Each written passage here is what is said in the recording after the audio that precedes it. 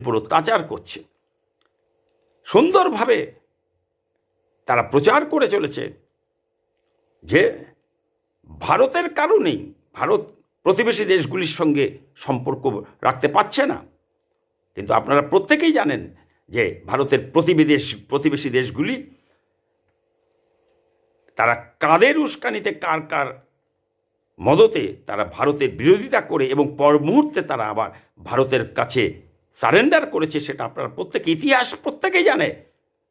কিন্তু তাদের মুখপাত্ররা প্রচার করে চলেছে, মিথ্যে প্রচার বেশি দিন টেকে না। গোয়েবেলস থিওরি আজ পচে গেছে, গোয়েবেলস থিওরির আজকে কোনো মূল্য নেই। তাই আজকে এটা মাথায় রাখতে হবে যে ভারতের চারপাশে ছোট ছোট দেশগুলিকে আজ ভারতের বিরুদ্ধে লড়াইয়ে লাগিয়ে দিয়েছে যে অহংকারী ক্ষমতাধর বহিঃশক্তিধর রাষ্ট্র ভারতকে প্রতি মুহূর্তে অস্থির রাখবার জন্য তারা নিজেরা দূর থেকে বসে মজা দেখছে, ভুলে গেছে বা জানে না সম্ভবত যে চিরদিন কাহারও সমান নাহি যায়। পরম প্রেমময় শ্রী ঠাকুর অনুকূলচন্দ্র বলেছেন, তুমি যা করছো বা করে রেখেছো ভগবান তাই গ্রাহ্য করবে, আর সেগুলির ফলও পাবে ঠিক তেমনি, একদিন আগে আর একদিন পরে। ভালো ছাড়া মন্দ করলে পরিস্থিতি ছাড়বে না। তুমি যদি সৎ হও তোমার দেখা দেখি হাজার হাজার লোক সৎ হয়ে পড়বে, আর তুমি যদি অসৎ হও তোমার দুর্দশার জন্য সমবেদনা প্রকাশের কেউই থাকবে না, কারণ তুমি অসৎ হয়ে তোমার চারিদিকই অসৎ করে ফেলেছ।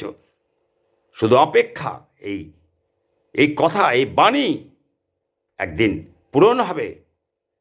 বিশ্বের অহংকারী ক্ষমতাধর বহিঃশক্তিধর রাষ্ট্র যারা আজ ভারতকে দীর্ঘদিন ধরে নানা রকমভাবে এক তো টুকরো টুকরো করে দিয়েছে ভারতকে, তারপর আরও টুকরো টুকরো করার জন্য যাতে ভারত একটা বৃহৎ শক্তি হয়ে উঠতে না পারে বিশ্বের বুকে, তার জন্য তারা তাদের জন্য অপেক্ষা করছে। এই বাণী, তুমি অসৎ হয়ে তোমার চারিদিকই অসৎ করে ফেলেছ, তোমার দুর্দশার জন্য যেদিন আসবে সেদিন সমবেদনা প্রকাশের কেউই থাকবে না। Wait and C,